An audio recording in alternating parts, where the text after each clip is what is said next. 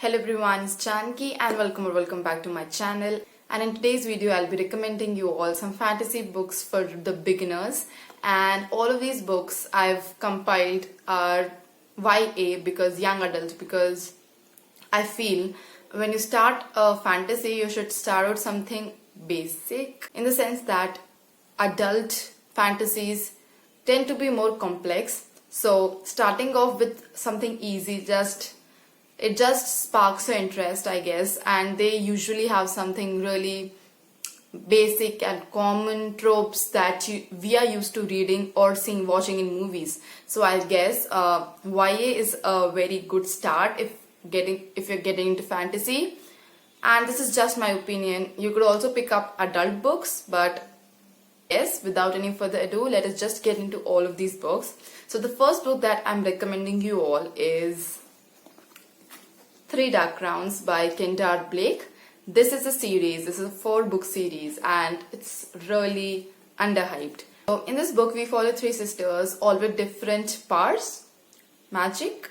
The first sister, Mirabella, she's an elemental, meaning that her magic is related to the elements of the nature, wind, fire, kind of things.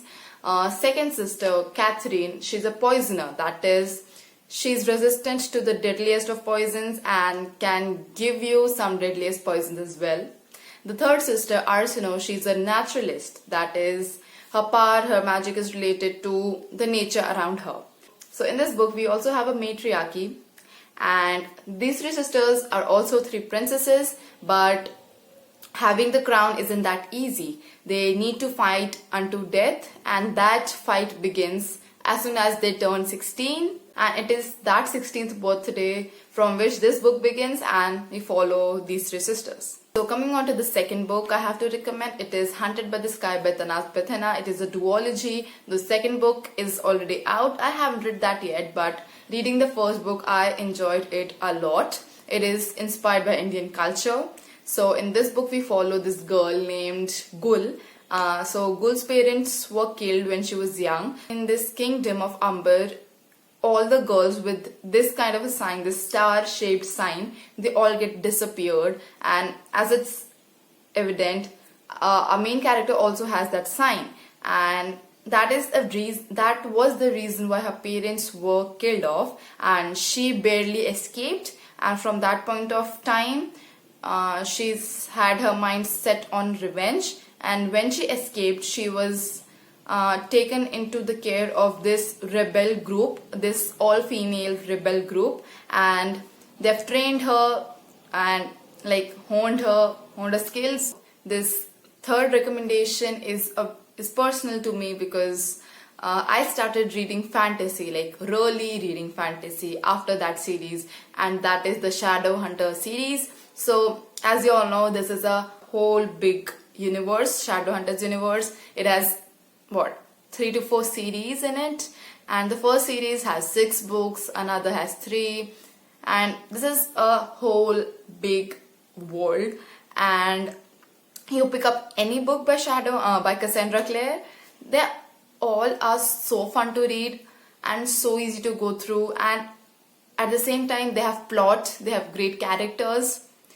So it's just a great fun time reading those books. So I began by the Mortal Instruments series right there.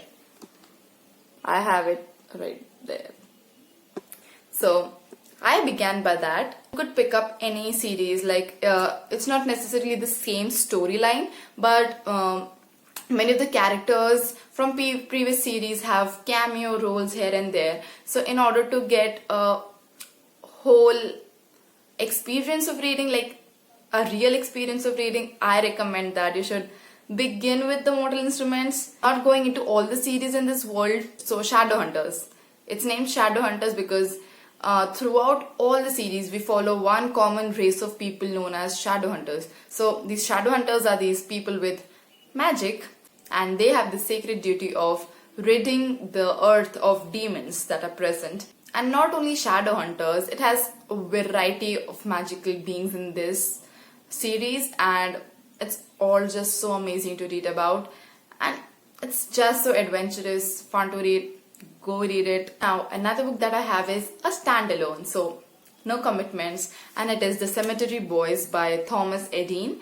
And this book is really fun, it's short, and the plot is also quite easy, nothing complicated in it. So we follow this boy named Yedriel,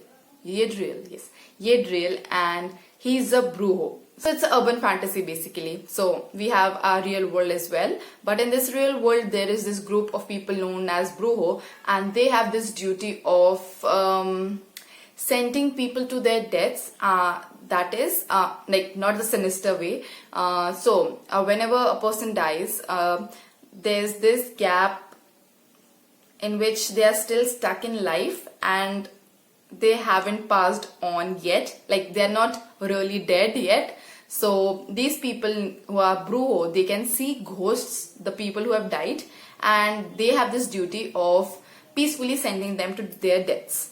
So this is the case, this is the whole magic system, and Yedriel is also a brujo, but he isn't being allowed to do this task, do his duty, just because he's a gay and transgender. The brujo community, who is a very conventional, traditional, Latin traditional family, they think that it is a man's job to do that thing. There's this initiation process to become a brujo, and since no one is accepting Yedriel, he decides that he himself will become a brujo. And then during this ceremony, he accidentally summons a ghost, and that ghost is now stuck up with Yedriel, and he wouldn't go to his death peacefully until he finishes off some unfinished business he has. So you should definitely pick this book up if you want nothing very heavy, a very short and sweet gay romance, and a very good depiction of LGBTQ plus people. The fifth recommendation that I have for you all is the Cruel Prince series. Now, it is called the Folk Affair series. The first book is The Cruel Prince, and although I'm not a huge fan of that series, but I think it would be a good YA beginners series. In this book, we basically follow a character named Jude. Jude was very small when her parents were killed off, and she was taken to this place where only fairies, or what is commonly known as fays, reside.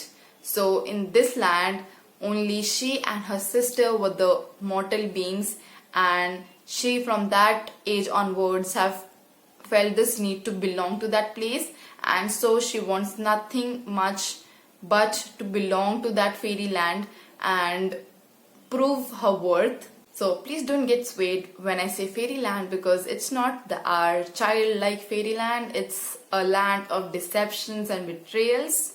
If you get that, these people, the fays, they are the master of manipulation.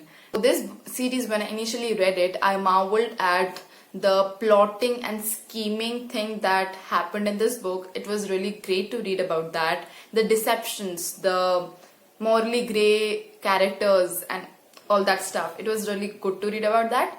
Not a very huge fan of this, as I already mentioned, but I think people will enjoy reading this book as well. Those are the recommendations I would like to give anyone who wants to get into fantasy and likes young adult things as well. So yes, I think that I may do a second part of this as well. But for now, this is all. Thank you all for watching, and don't forget to like, share, subscribe and comment if you like the video, and meet you next time.